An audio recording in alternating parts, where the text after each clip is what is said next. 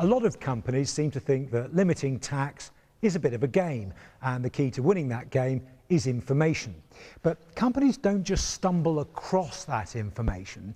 There are whole armies of lawyers and accountants out there constantly searching for loopholes.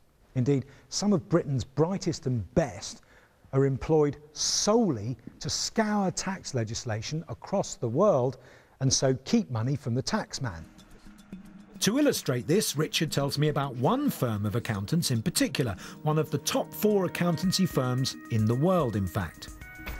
Ernst & Young are possibly the leading tax avoidance consultant in Britain.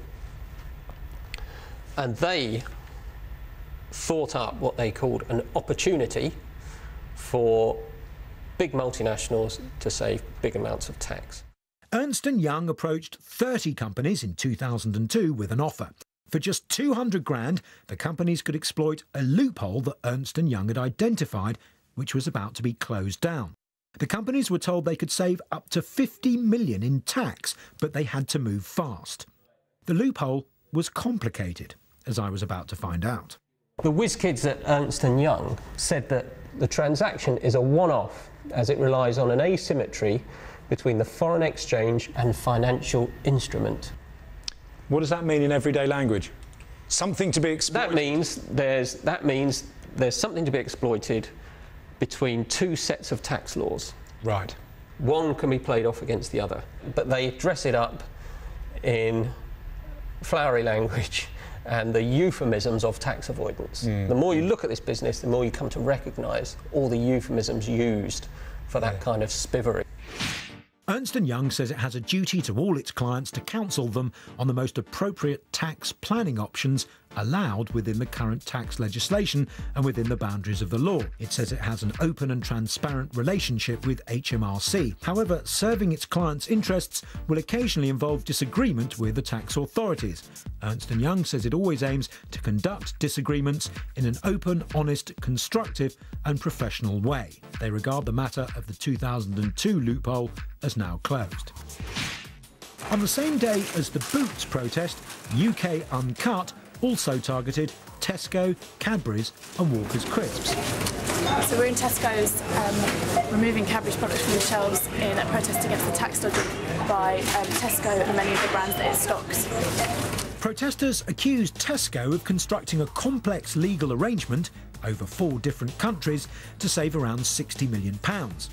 But Tesco says it's disclosed this to HMRC and their tax contributions are among the highest in the country. Also, this is money from foreign profits. Indeed, the fact that HMRC expects tax at all from foreign profits as well as UK profits is a source of frustration for big business. Tax is not automatically going to all come back into the UK.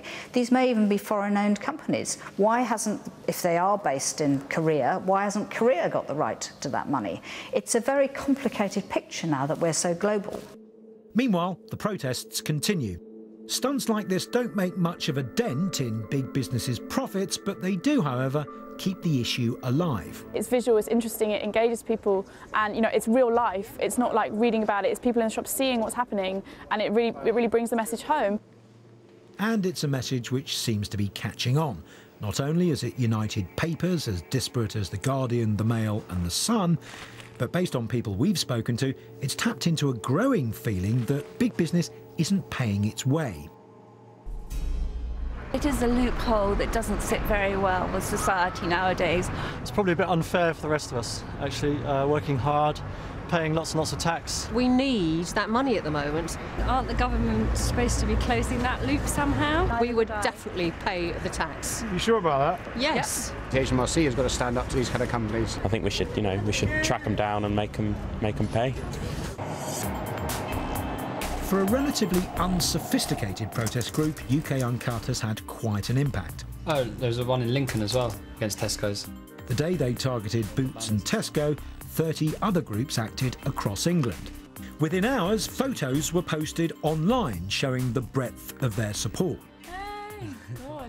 It just needs a few people to start it off, and then it can grow and grow and grow. And as soon as that's happened once, and people have seen that and seen, the impact that can have and feel part of this like national network is really empowering. But is this all as straightforward as protesters would have us believe? Is it too glib to simply say that tax avoidance is bad? For the companies who are targeted by the protesters, it can be PR poison.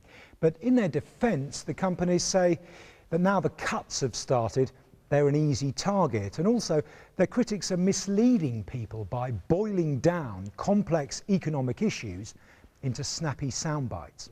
None of the companies targeted by UK Uncut wanted to be interviewed.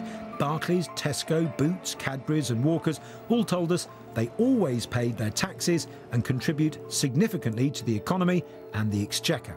Let's not think that corporation tax is the only contribution to the exchequer that's generated by big businesses. They employ people, those employees pay income tax, they have to pay employees' national insurance, then there's employers' national insurance as well, and the VAT, of course, that's generated on the sales that those companies make, and the business rates that they pay. So if you add up all of those things, you discover that the presence of these businesses in Britain generates a lot more for the exchequer than just the corporation tax. Businesses also point out it's a very different world these days because some companies are actually bigger in economic terms than countries. BP, for example, is bigger than Ireland. So countries, including the UK, must now compete with each other to attract business wealth. And sometimes that might mean letting firms pay less tax than we'd like.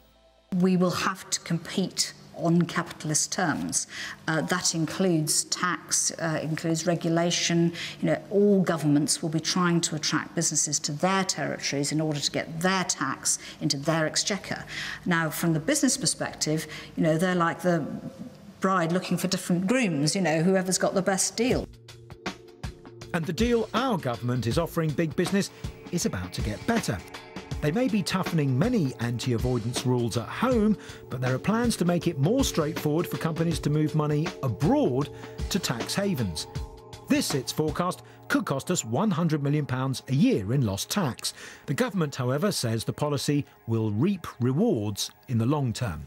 We want businesses to choose to locate in the UK, and that's what we're determined to do, to make sure that the UK is the best place for businesses to choose to be.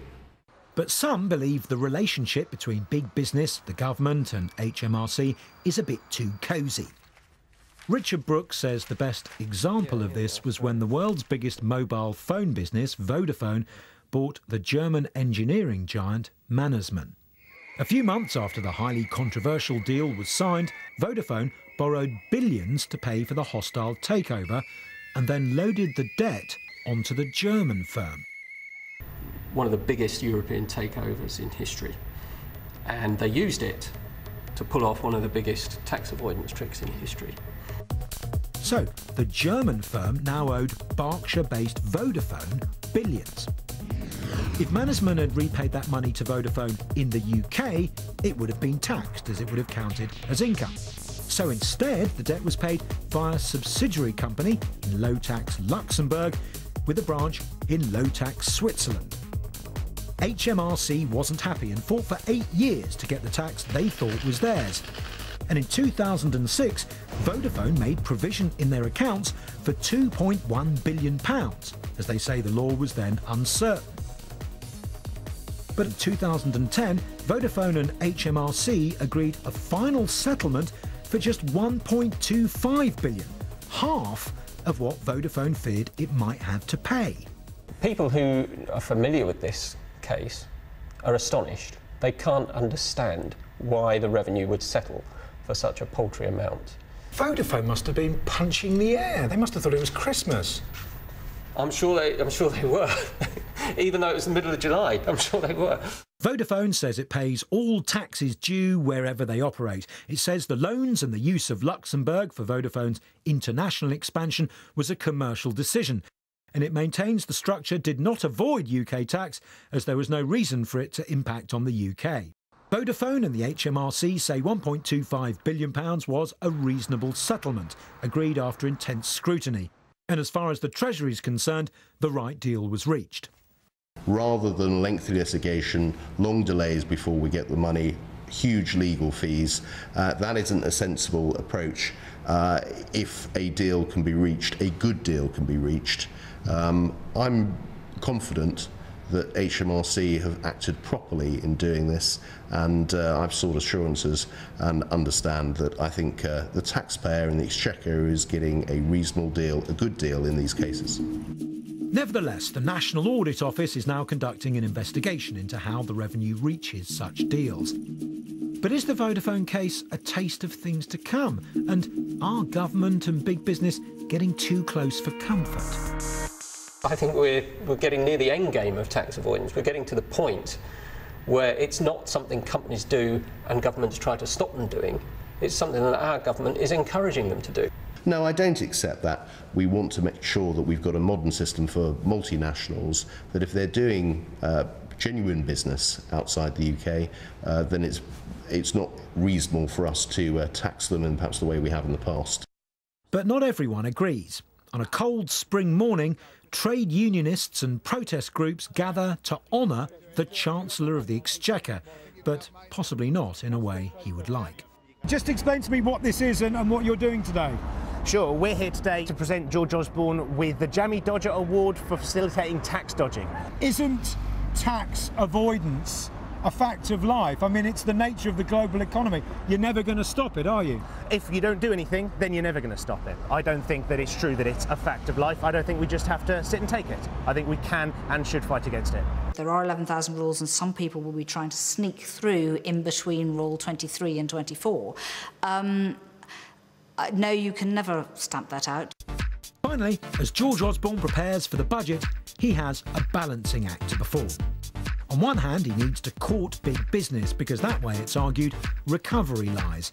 But on the other, he must quell the growing resentment from ordinary taxpayers who feel it's one rule for them and another for global corporations.